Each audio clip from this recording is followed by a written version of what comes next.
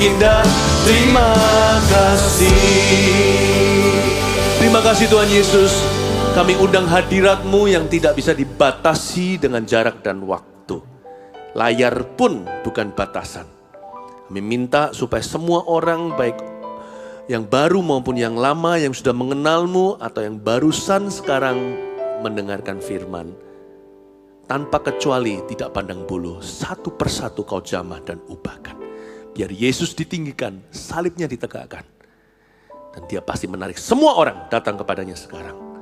Bukan cuma Tuhan menjadi rasa dekat, tapi izinkan kami yang sekarang lewat online ini juga merasa dekat satu dengan yang lainnya. Hamba tidak bisa melihat gereja-gereja kami atau jemaat yang di luar negeri. Tapi bantu hamba-Mu bisa merasakan hadirat mereka. Bahwa kami ada di dalam satu ruangan, yaitu hadirat Allah. Dan bantu mereka untuk bisa merasakan kehadiran kami. Di satu ruangan pula, satu gedung, yaitu kuasa Tuhan. Dalam nama Yesus, haleluya. Amin, puji Tuhan. Shalom semua jemaat yang dikasihi Tuhan. Dan semua orang-orang Indonesia, diaspora yang di luar negeri. Hampir setengah dari kehidupan saya juga, saya dibesarkan di berbagai negara. Jadi dikit banyak kita ini senasib, kita ini sebenarnya punya sejarah yang mirip. Karena itu sekarang mari kita merapatkan diri, kita satu hati dengan firman Allah. Karena yang kita cari bukanlah lokasi tapi destiny kita. Yang sekarang harus kita temukan adalah tujuan mengapa Allah meletakkan kita up and down di sana. Kenapa Anda sekarang ada di berbagai negara, mancanegara. Apakah ada maksud ilahi di baliknya? Mungkin Anda pergi ke situ dulu adalah karena pindah serumah. Atau karena studi keterusan. Atau Anda akan kembali ke tanah air Indonesia. Atau ke tempat ke luar negeri lagi. Pokoknya di mana Allah meletakkan Anda itu bukan transit. Itu adalah tempat ilahi. Dan Allah mau Anda berbuah di sana. Bukan kamu yang memilih aku, kata Yohanes 15. Ini perkataan Tuhan Yesus yang tercinta. Tapi aku yang memilih kamu supaya kamu pergi dan menghasilkan buah. Dan buahmu itu tetap. Mari kita sama-sama buka hati untuk kita dengarkan firman ini. Saya juga dulu ketemu Tuhan Yesus itu di luar negeri. Waktu saya sekolah di Kanada. Baru hampir lulus SMA. Di situ saya melihat terang Tuhan Yesus. Terang benderang di tengah-tengah ibadah. Nggak sampai 100 orang. Altar call diberikan. Saya tidak memandang pengkhotbahnya. Tapi saya merasakan ada yang mendorong saya ke sana. Saya melihat Tuhan Yesus. Pengalaman kita boleh beda. Yesusnya tetap sama. Jadi hari ini bukan kebetulan. Anda menyaksikan bersama-sama. Siapa yang ajak Anda itu semua disuruh Tuhan. Dan kalau Anda adalah jiwa lama bukan jiwa baru, Tuhan tetap cinta, anak sulung Tuhan mau pakai. Jangan tersesat di dalam rumah Tuhan. Mari kita sama-sama buka hati ya. Saya mau bicara tentang Paulus. Dan di sebuah kota dan negara yang sangat unik. Yang dua-dua. Di sebuah negara atau benua, di sebuah negara yang ada dua benua. East and West combined. Di mana Barat dan Timur ketemu, yaitu Efesus di Turki situ. Kita lihat di Kisah Rasul pasal 19. Kisah para Rasul pasal 19. Paulus di Efesus. Ya, Paulus di Efesus. Ketika Apolos masih di Korintus, Paulus sudah menjelajah daerah-daerah pedalaman dan tibalah dia di Efesus. Di situ didapatinya beberapa orang murid berhenti di sana. Hamba-hamba Tuhan pergi ke mancanegara. Zaman itu juga sudah terjadi. Apolos sudah masih di Korintus. Tapi Paulus sudah menjelajah ke daerah-daerah pedalaman. Emangnya Paulus ini pergi kemana ya? Papua kali, Irian Jaya. Atau ke Afrika yang jauh-jauh di sana yang masih hutan belantara. Ternyata enggak. Kalau kita lihat sejarah perjalanan misionaris Paulus, dia itu menjelajahi kota-kota besar. Makanya ada di dalam sekolah teologi term seperti ini, Pauline strategy. Strategi perintisan gereja-gereja yang dilakukan oleh Paulus dan timnya adalah ke kota-kota besar. Karena tempat-tempat itu berpengaruh, dari situ akan broadcast kemana-mana. Contohnya, Paulus sangat rindu ke Roma. Ya, Setelah dipenjara di Roma 2 tahun penjara Roma, Paulus sempat keluar sebentar sebelum nanti eksekusi oleh kaisar waktu itu. Ya. Nah, Paulus sempat pergi ke Spanyol, ke Spain, makanya ada Christianity. Nah, kenapa dia berkata menjelajah ke daerah pedalaman? Kalau pedalaman itu kan harusnya orang-orangnya masih pakai koteka yang gitu. Yang primitif, masih zaman batu. Tapi Pauline strategi pergi ke metropolitan city. Ini maksudnya pasti secara rohani. Pedalaman bicara tentang daerah-daerah yang masih dikuasai oleh roh kegelapan. Jadi bukan zaman modern atau zaman batu. Tapi daerah-daerah yang masih ada banyak belenggu. Banyak setan di situ. Ya setan di mana-mana sih, tapi di mana ada gereja Tuhan yang diurapi. Di mana ada sekelompok anak-anak Tuhan yang bertumbuh dan semakin terang benderang hingga rembang tengah hari. Maka gerbang neraka akan jarang dapat pasokan atau jarang dapat income jiwa-jiwa dari sana. Akan semakin berkurang orang-orang yang masuk neraka dari kota-kota tersebut. Pedalaman-pedalaman di sini adalah tempat-tempat yang masih ada penghulu-penghulunya. Itu bisa jadi bukan hanya city, bisa jadi satu daerah wilayah kota. Atau bisa jadi di pelosok mana, contohnya saya dulu di Vancouver, Kanada. Nah, waktu saya di Vancouver, Kanada ada satu daerah namanya Hastings Street. Tempat itu gelap sekali, setiap hari ada orang mati di jalanan. Overdosis terutama. Pelayanan saya awal di situ sih. Saya nggak ngerti kuasa Roh Kudus gimana, saya masih baru awal kan, masih baby Christian. Saya ke situ di sebuah mission house, ya kan, layani orang, kasih spaghetti dari gereja. Saya sempat injili nggak mudah.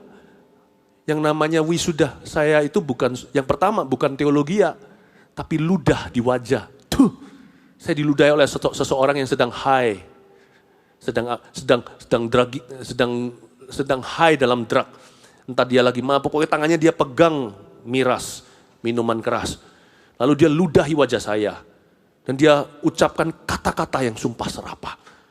Ya, saya bangga sih hari ini bahwa itu pengalaman pertama saya menginjil. Bukan di atas panggung mimbar dengan bangga atau rasa seperti pendeta besar. Nggak ada, kita semua hanya saksi Yesus. Nggak ada yang namanya hamba Tuhan besar, hamba Tuhan kecil. Hamba Tuhan ya hamba Tuhan hanya melakukan kehendak Tuhan. Dan Tuhan mengendaki tidak seorang pun binasa. Kenapa saya ajarkan semuanya ini kepada Anda di zaman corona? Bukannya saya kasih Anda bubur gitu, kasih Anda satu firman yang bisa meninabobokan atau membuat Anda rasa aman secara semu, karena visi itulah keamanan. Jangan lupa, Paulus dipelihara karena dia adalah hamba sorga. Barang siapa mencoba untuk menyelamatkan nyawanya, dia kehilangan. Tapi barang siapa berani mempertaruhkan, padahal dia sendiri sedang susah, orang seperti itu akan dibela oleh sorga. Saya menimbang-nimbang, di zaman COVID-19 seperti ini, saya mau kasih khotbah apa ya dengan Indonesians, diaspora. Orang Indonesia diaspora yang tersebar di mana-mana. Be strong my friends, be strong. God has put you there, has placed you there for winning purposes. Not so you and I would be cowards, would try to save ourselves, and would try to save our face. Jangan sampai kita itu survival mode. Kita itu harus selalu salvation mode. Bukan survival, salvation. Saya ajak Anda untuk melihat mujizat. Ketika janda Sarfat, dia menyerahkan sisa yang ada pada dia, setelah itu dia mati, katakanlah, malah justru dia mengalami persediaan Allah yang tidak henti-hentinya. Tuhan memanggil Anda di tempat di mana Anda diletakkan, bukan hanya setiap kota, tapi penghulu itu mungkin bisa juga ketemu di rumah-rumah sebelah kanan kirimu. Ada penghulu dengan P huruf besar, orang kuat sekota. Ya, tapi juga ada yang namanya penghulu dengan P huruf kecil, roro jahat di udara. Mungkin ada di sebelah kiri Anda itu keluarga yang setiap hari KDART, kekerasan di dalam rumahnya. Di sebelah kanan Anda ada ateis, mungkin agak susah, tapi di sebelah situ, nggak jauh dari situ sama-sama di dekat Anda, mungkin di kampusnya. Zaman sekarang mungkin kita nggak bisa bebas bergerak ke sana sini karena social distancing. I know. Start with people you know. Mulai dengan orang-orang yang Anda kenal. Anda bisa kontak mereka, doakan. Hari-hari ini loh, online itu pun jalan, malah lebih mempercepat kebangunan rohani. Ya, hari-hari ini kita bisa, nggak harus secara fisik, roh itu nggak bisa dirantai di dalam raga.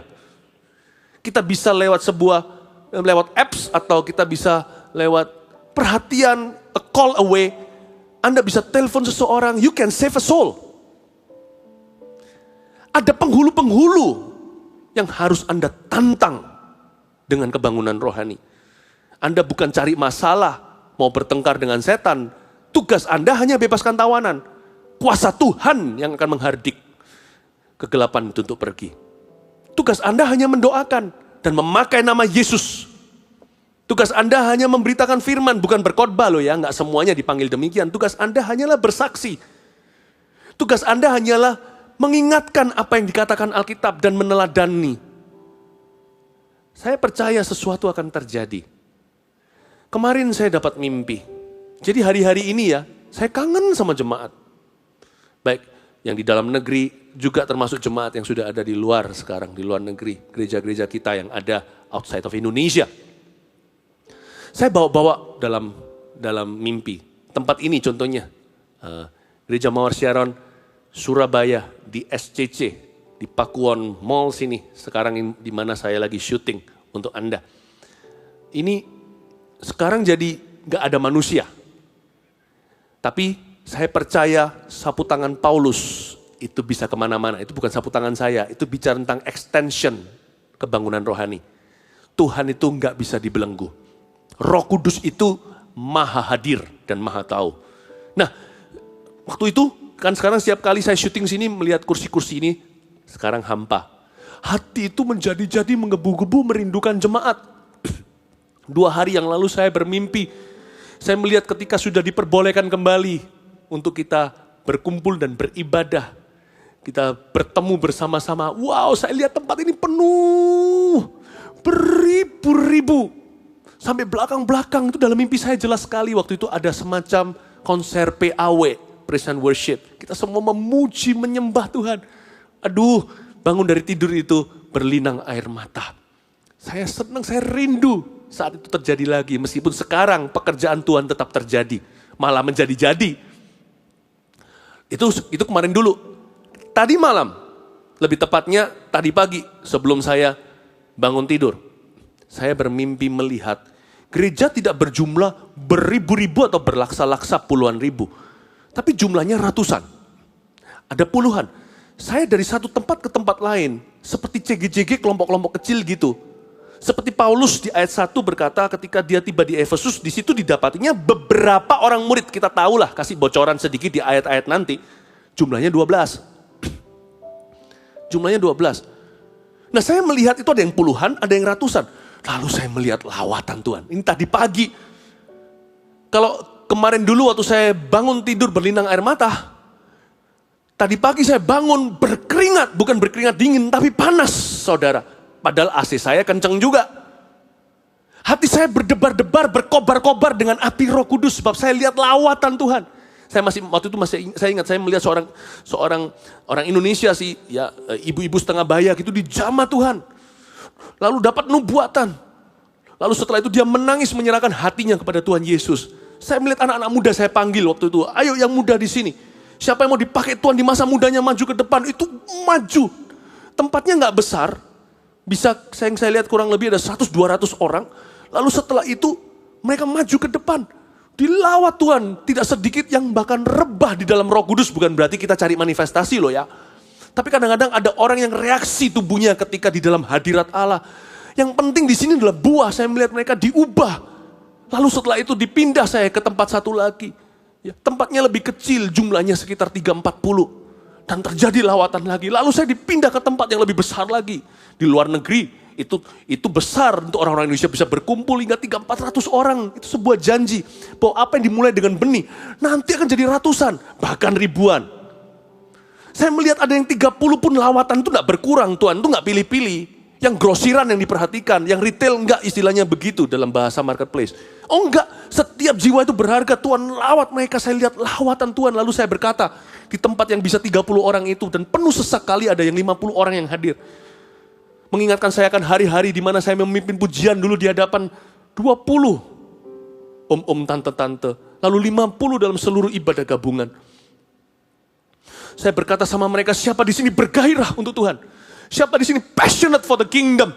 Untuk kerajaan Allah. Maju ke depan. Mereka maju ke depan, sebagian menangis tersungkur. Dan saya melihat banyak orang menerima bahasa lidah atau bahasa Roh Kudus. Baptisan api itu untuk pertama kali. Saya bangun langsung berkobar-kobar. Karena hari ini saya harus berikan pesan kepada Anda. Mimpinya tepat waktu, tepat guna. Ternyata Injil sekalipun di tempat-tempat kota-kota yang ada gereja besar-besar, gereja lokal, gereja orang-orang aslinya di situ. Kita kan pendatang ya kan? Tetap ada penghulu-penghulu yang perlu orang-orang Indonesia ke sana.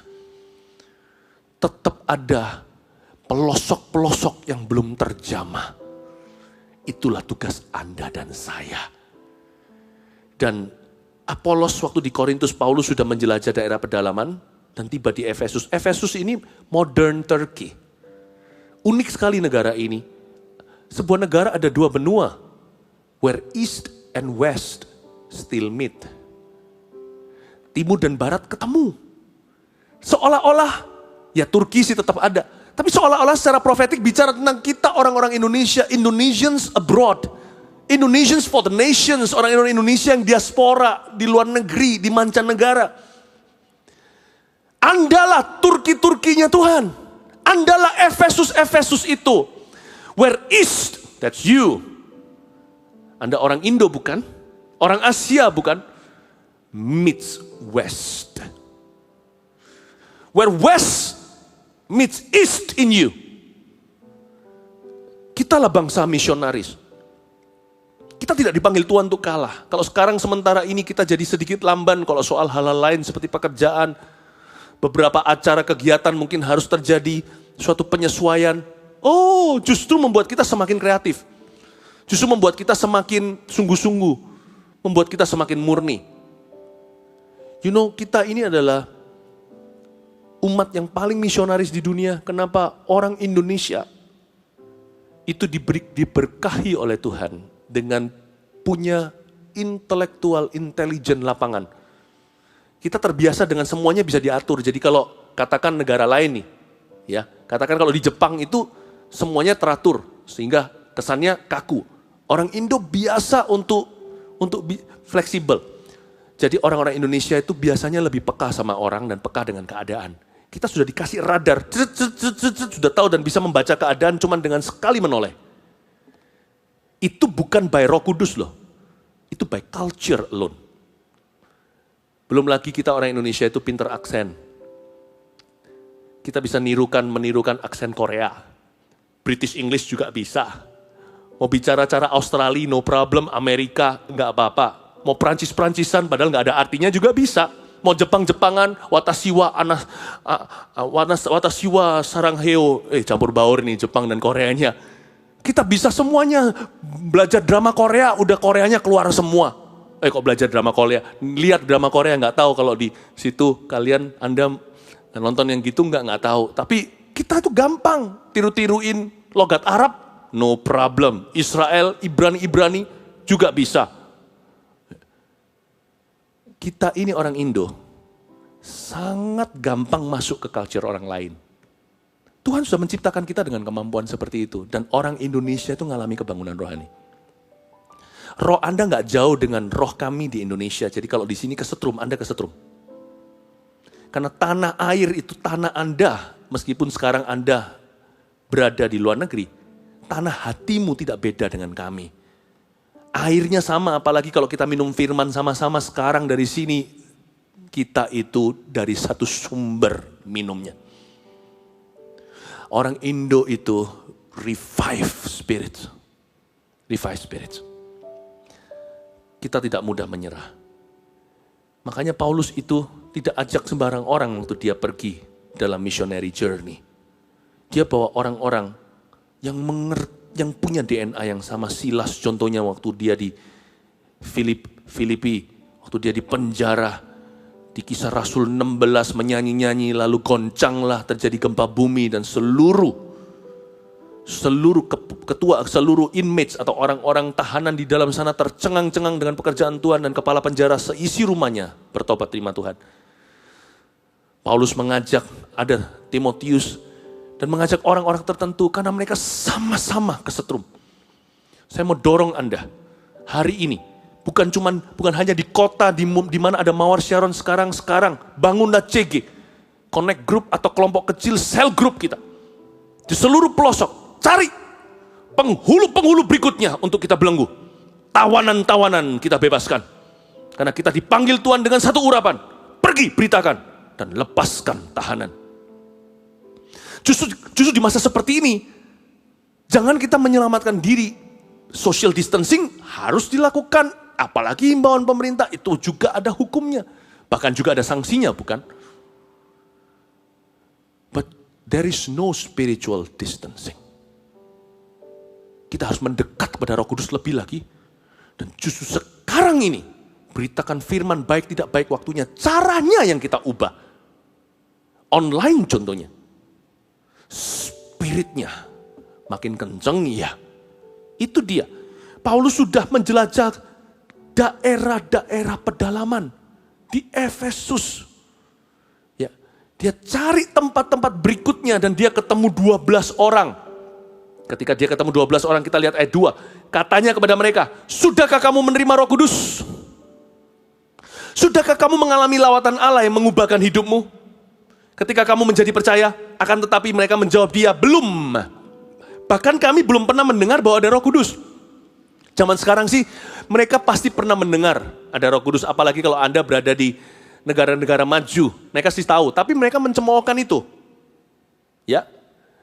Kalau nggak percaya aja udah bagus kelihatannya, apalagi mereka mencemoohkan. Tidak sedikit, jangankan Roh Kudus sudah jadi perdebatan gunjang-gunjing di sini sana. Yesus aja dijadikan cemoohan. Kata Yesus aja menjadi kata sumpah serapah. Jesus, ya kan? Kita harus prihatin. Ada peperangan terjadi. And I think this is a call. Gereja Indonesia, gereja kita di mancanegara, tidak menjadi gereja satu-satunya. Tapi pasti ada sebuah peran yang Tuhan kasih dalam diri seorang Indonesia di luar negeri yang diselamatkan. Yang dipenuhi Roh Kudus di sana. Pasti ada sesuatu yang tidak diberikan ke bangsa lain. Dan hanya kita yang bisa mainkan peran. Buktinya waktu Tuhan utus Yunus gak mau. Kan Tuhan tidak panggil Yunita. Ya kan? When God sent Jonah refused. He didn't send Joseph. He didn't send Joe. Dia tetap bersikukuh, Yunus. Karena ada sesuatu yang Tuhan taruh, kunci itu gak akan pernah ditarik kembali. You hold a key to other people's revival and salvation. Karena itu mari kita pakai ini dengan sungguh-sungguh.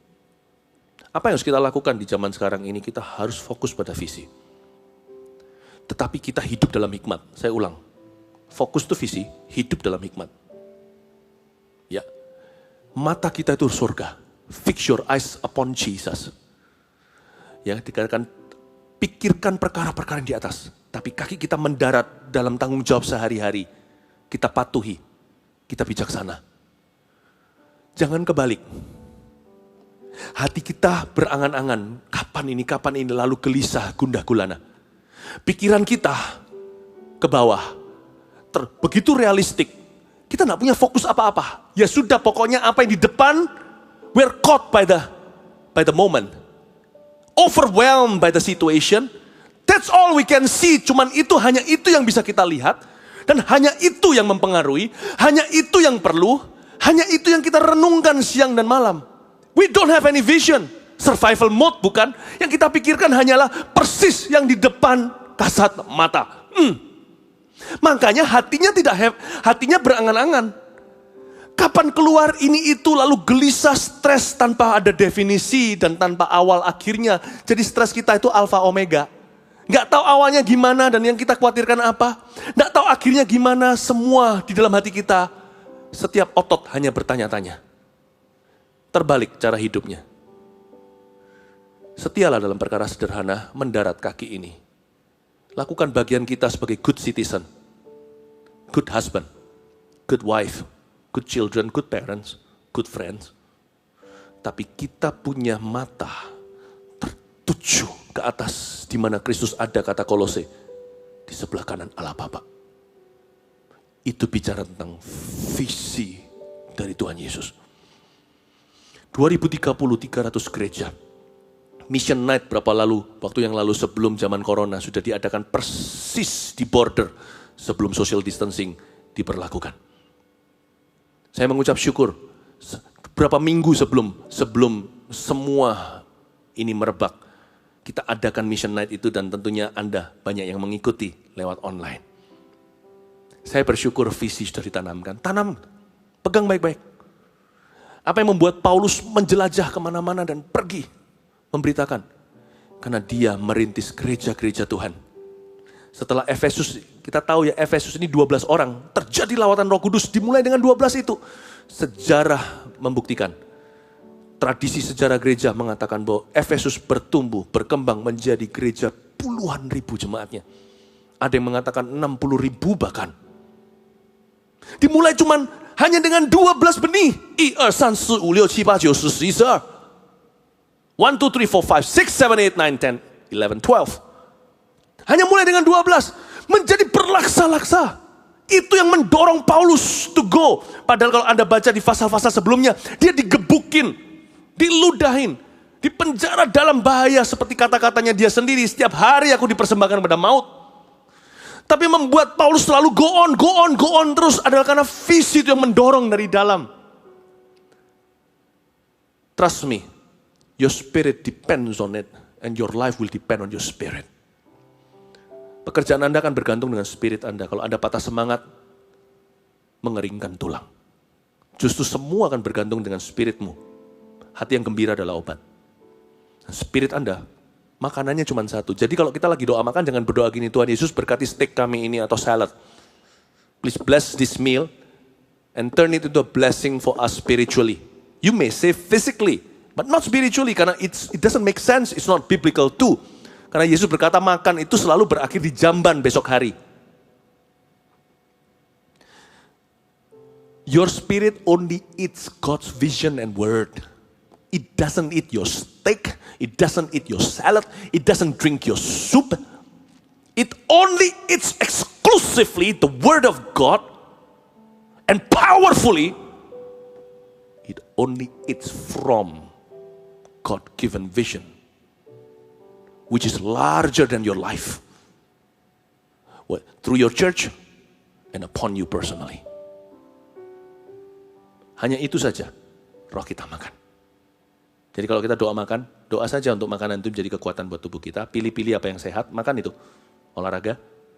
Tapi kalau kita mau roh kita menyala-nyala, yang mempengaruhi seluruh kehidupan kita berjalan dalam rancangan Allah, then makanlah.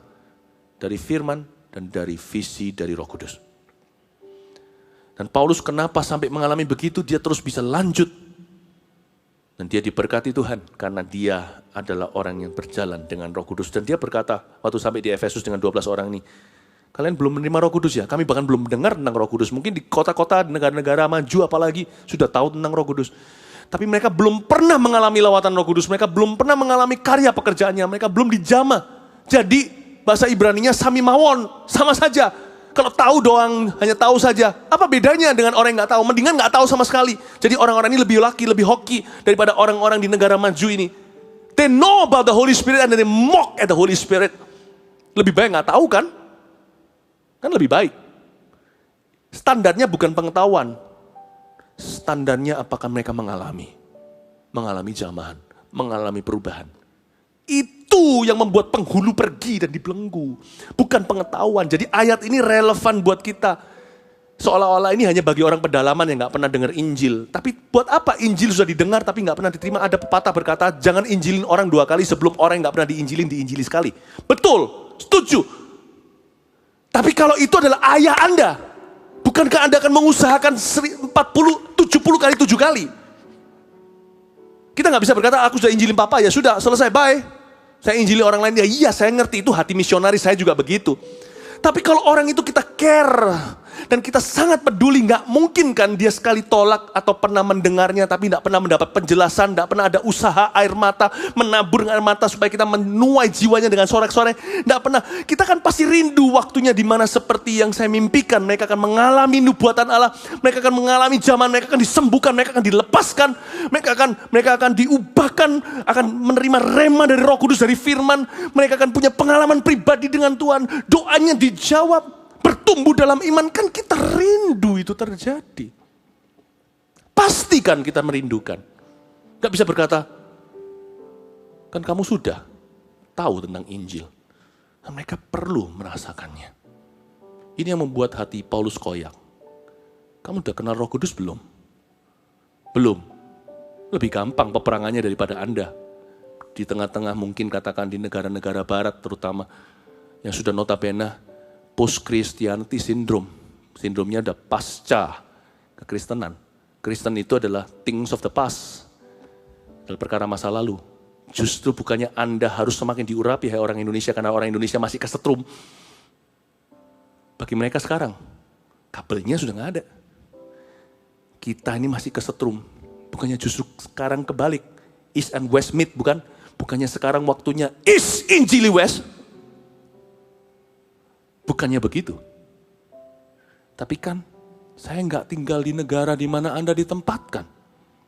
Saya pernah zaman dulu, hampir setengah hidup saya itu di luar negeri, tapi kan saya belum kenal Tuhan. Setelah saya kenal Tuhan, masuk sekolah kitab a few years later, saya pulang ke Indonesia. Itu panggilan saya di sini untuk charge Anda.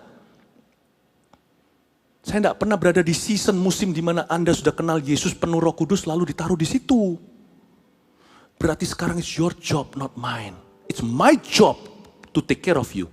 It's your job to reach out and take care of them. Let's work together. Penabur penuai sama-sama bersukacita. Dia berkata, sudahkah kamu terima Roh Kudus? Belum. Kenal aja kagak. Lalu ayat 3, lalu kata Paulus kepada mereka, kalau begitu dengan baptisan mana kamu telah dibaptis? Jawab mereka, dengan baptisan Yohanes. Kata Paulus, baptisan Yohanes adalah pembaptisan orang yang telah bertobat. Dan ia berkata kepada orang banyak bahwa mereka harus percaya kepada dia dengan D huruf besar ini Yesus. Yang datang kemudian daripadanya yaitu Yesus. Ayat 3 dan ayat 4 agak istimewa spesial, gak bisa diulang. Karena zaman itu ada orang Yahudi yang datang ke Sungai Yordan dibaptis oleh Yohanes sebelum Yesus menyatakan diri. Mungkin sebelum Yesus datang hari itu, lalu Yohanes menunjuk dan berkata, itulah anak domba Allah yang mengangkat dosa manusia, dosa dunia. Yang membuka tali kasutnya pun aku gak layak. Lalu mereka melihat Yesus masuk. Ya, awalnya Yohanes menolak untuk membaptis Yesus. Lalu habis itu Yesus berkata harus dibaptis untuk melakukan kehendak Bapa, untuk memenuhi panggilan, untuk menggenapi firman. Setelah itu kan ada burung merpati turun. Terbuka tingkap langit itu. Mereka semua bisa melihat lalu terdengar suara Allah. Inilah anakku, kepadanya aku berkenan.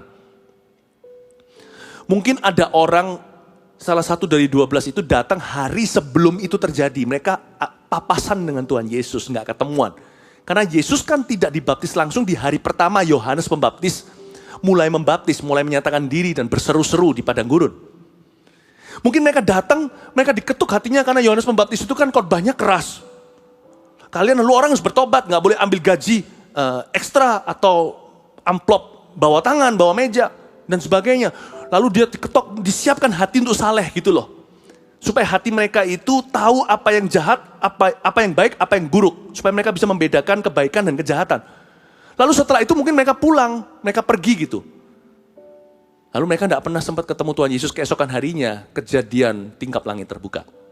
Jadi mereka nggak pernah ketemu. Jadi mereka dibaptis itu oleh Yohanes, itu baptisan transisional. Itu nggak akan terjadi lagi. Jadi baptisan jangan berkali-kali.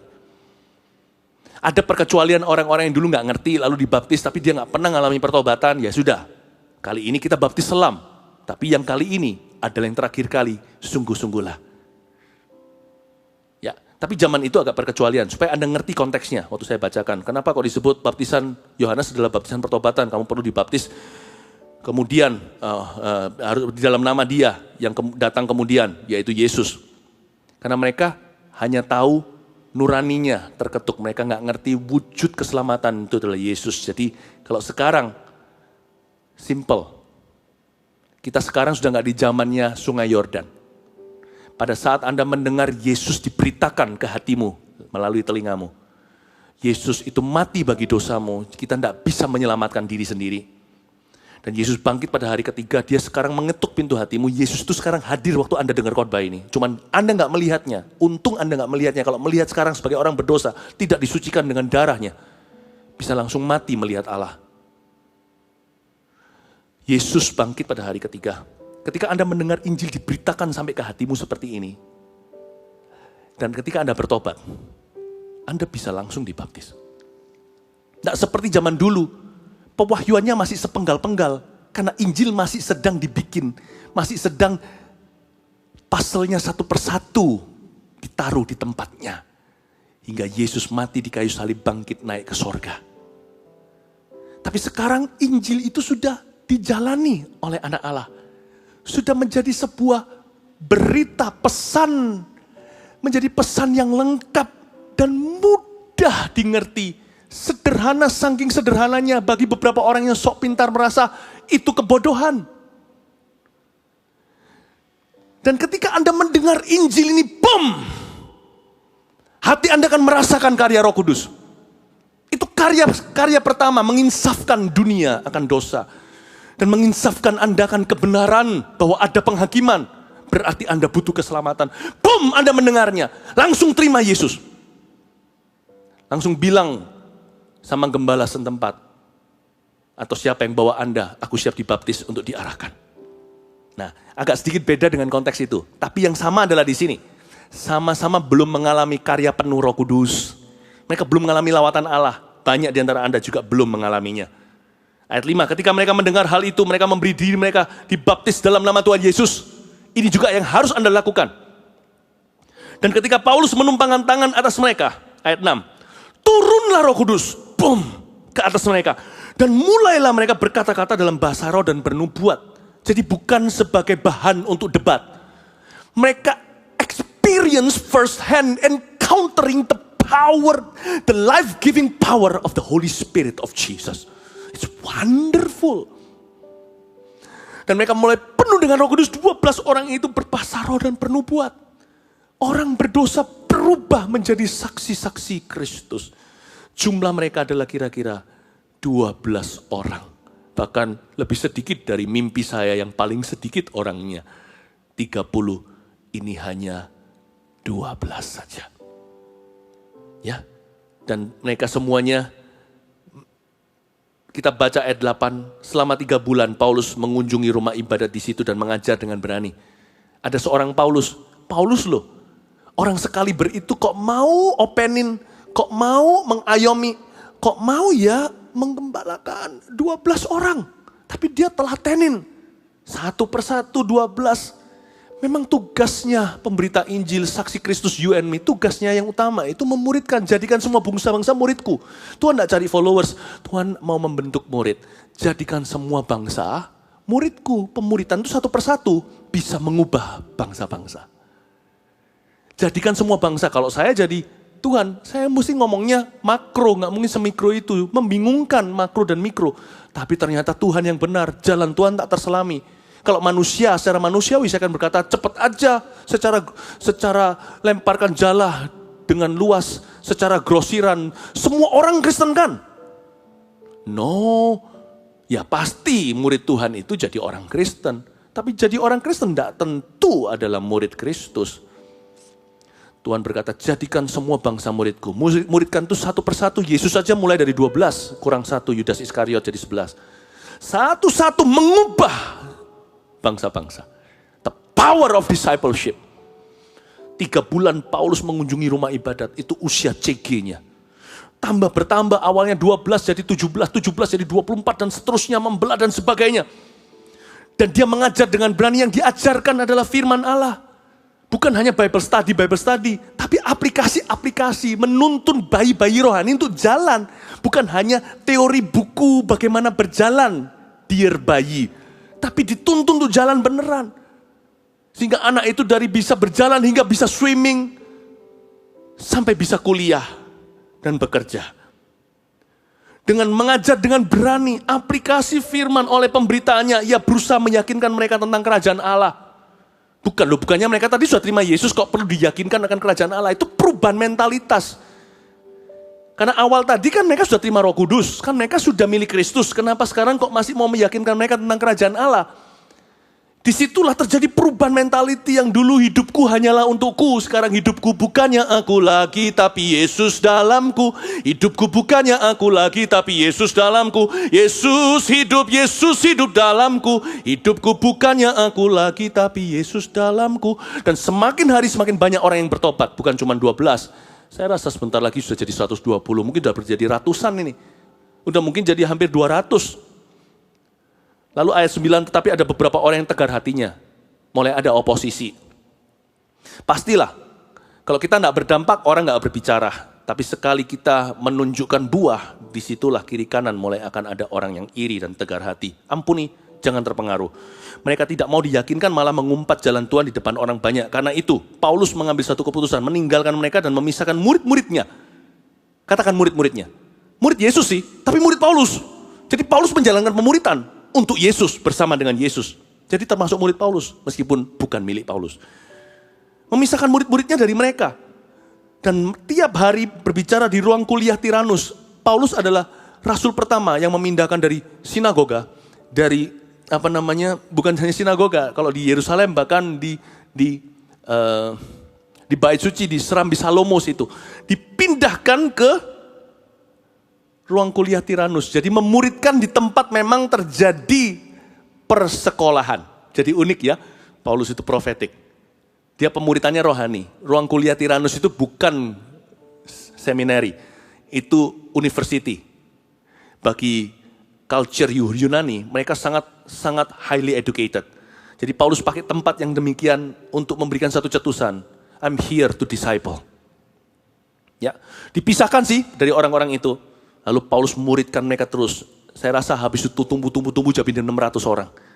Tumbuh. Hal ini dilakukan 2 tahun lamanya. Ya, 2 tahun lamanya. Setelah ditelatenin, betul-betul ditekuni. Dimulai dari Sydney. Sekarang mulai Melbourne jadi. Mulai ada di Perth. Mungkin juga nanti ini sampai yang di Amerika katakan.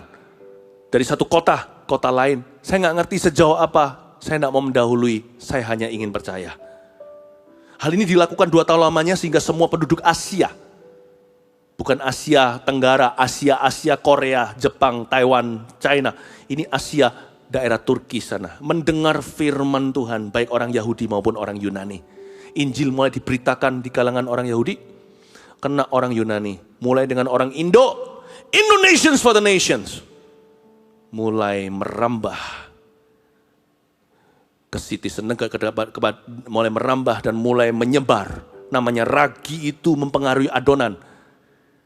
Ketika mulai dengan orang Yahudi, orang Yunani pun semuanya menjadi murid Kristus. Dimulai dengan orang Indonesia, demikian pula diikuti nanti bergabung orang-orang Australia. Orang-orang Eropa mulai bergabung di mana-mana. Itulah kepemimpinan, roh kepemimpinan yang Allah letakkan pada Mulan. Lihat terakhir, ayat 11, oleh Paulus Allah mengadakan mujizat-mujizat yang luar biasa. Bukan untuk mengeluhkan hambanya, tapi untuk menitik beratkan penginjilan. Bahkan orang membawa sapu tangan atau kain yang pernah dipakai oleh Paulus dan meletakkannya atas orang sakit. Maka lenyaplah penyakit mereka dan keluarlah roh-roh jahat. Sapu tangan waktu masih kecil saya jadi lupa. Terbuat dari kain dan sebagainya. Tuhan akan memakai yang paling lemah di antara jemaat kita. Untuk menjadi saluran mujizatnya. Bukan hanya itu, Tuhan bahkan bisa pakai media. Sapu tangan Paulus berbicara tentang di mana manusia terbatas. Di situ Tuhan mulai lanjutkan pekerjaan itu secara daulat. Di mana manusia tidak bisa apa-apa kecuali berhenti karena tidak mampu lagi. Di situ Tuhan take it to another level. Saya yakin pada hari ini juga waktu kita sama-sama beribadah. Sekarang kita sedang berjeki lah, anggaplah. Saat ini juga tidak mustahil. Layar pun bukan batasan. Sapu tangan media ini secara online akan dialiri kuasa Roh Kudus dan menjamah setiap Anda. Saya ajak semua kita bangkit berdiri. Mari kita masuk ke hadirat Allah lebih lagi. Terima kasih Tuhan. Saya yakin semua kita sudah berada di atas kedua kakinya. Dan bahkan sekarang kalau ada yang tidak bisa berjalan pun aku perintahkan untuk berdiri di dalam nama Yesus. Aku percaya mujizat akan terjadi. Sekarang waktunya untuk kita datang ke hadapan Tuhan, tua, muda, besar, kecil.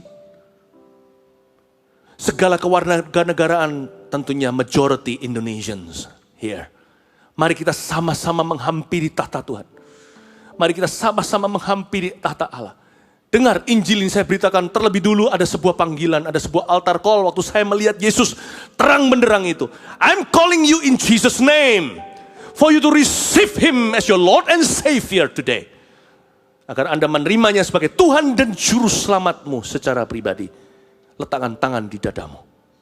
Kalau Anda mau menerima Yesus, dan kalau ada di sini keluarga-keluarga yang Anda bersama, lihat salah satu di antara mereka belum pernah terima Yesus secara pribadi.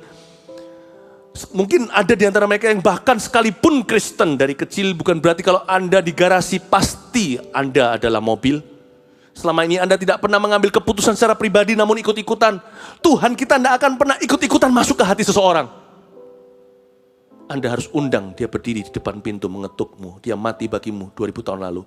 Jumat Agung itu, on Good Friday. He did something great for you. Hari ketiga dia bangkit. He's there. He's there. Let Him be your Savior. Let Him be your Lord and Master, King over your life. Kalau Anda mau menerima Yesus dan mengakui dosamu, ada tuntunannya sepanjang online ini.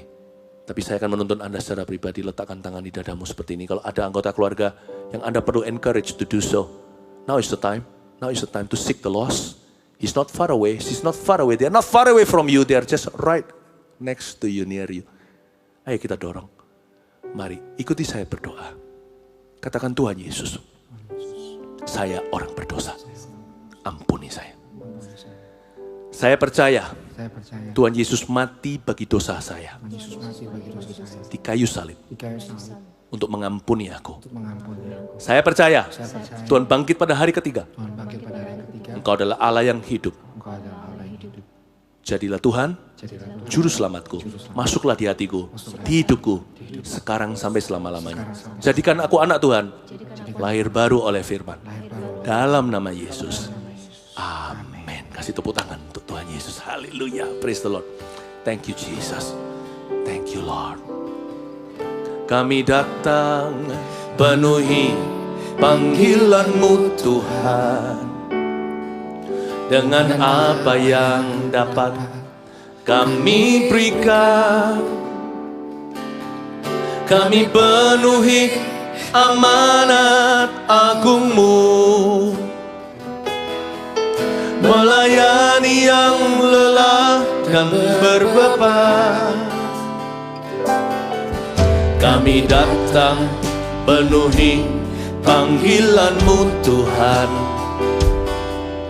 Dengan apa yang dapat kami berikan, kami penuhi amanat agung-Mu,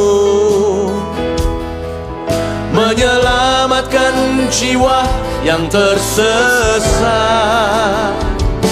Urapi kami Tuhan dengan kuasa Roh Suci. Berikan hati yang terbeban dan penuh kasih ilahi. Penuhi kami dengan kuasa dari tempat yang tertinggi, dan teguhkan semua kesaksian.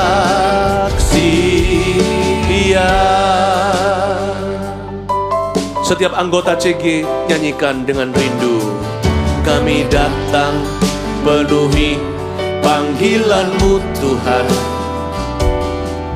Dengan apa yang dapat kami berikan, kami penuhi amanat agung-Mu, melayani yang lelah dan berbeban. Kami datang penuhi panggilan-Mu Tuhan.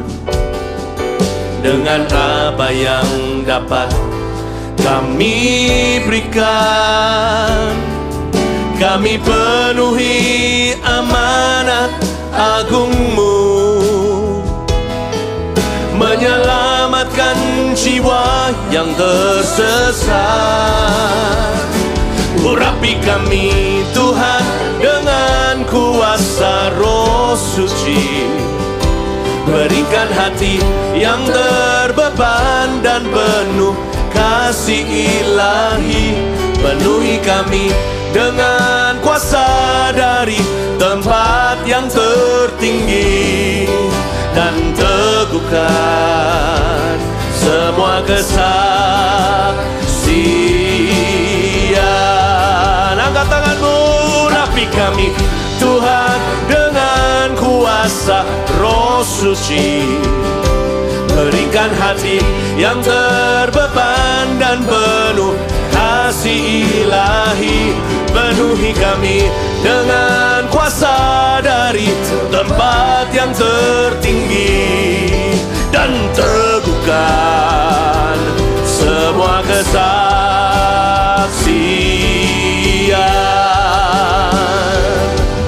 dan teguhkan semua kesaksian,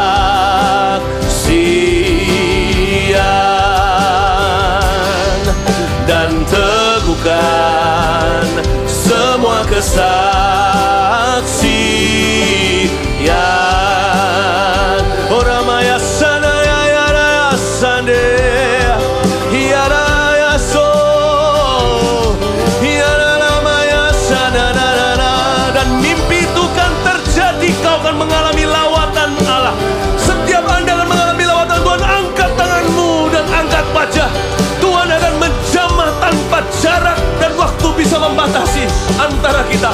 Oramakaya sandaraya se hinaraya sandaraya ramo. Seperti di Efesus, Tuhan, turunlah Roh Kudus dan mereka mulai bernubuat dan berbahasa lidah. Wiramaya sodenaya sande. Mereka tak akan hanya tahu tentang Roh Kudus. Setiap jiwa yang dahaga dan haus akan mengalami Kristus. Oramaya sonanaya sande anaya sande inamaya ranana inamaya sanda inananananananamaya so oh inananananamaya ralamaya sande inamanamanamanamanama. Siapa yang bergairah untuk Tuhan, siapa yang rindu dipakainya, tua muda dan anak-anak muda juga, angkat kedua tanganmu dan terimalah urapan baru. Sikamaramatakamaya sananamatakama. Terimalah urapan baru dari Kristus. Sikaramatakamarabarabaram. Yang belum dipenuhi Roh Kudus, sekarang waktunya. Biarkan lidah-lidah api di atas setiap kepala yang meminta. Sikamaramatakamaya sananamarabarama. Terimalah, aku lepaskan dengan kunci kerajaan sorga yang di tanganmu. Apa yang terlepas akan terlepas di sorga. Bahasa baru sebagai tanda orang percaya. Mereka akan sembuh ketika tumpang tangan mereka. Mereka akan mengusir setan demi nama Yesus. Minum racun maupun mereka tidak akan celaka. Terimalah urapan kuramakasyana namatakamadama. Iramatakamayama. Receive the anointing of the Holy Spirit. Receive the anointing of the Holy Spirit. Kiramaramatakamayasyana. Shikabaramatakamaya sananamaya se. Hinalalamaya sananamaya so.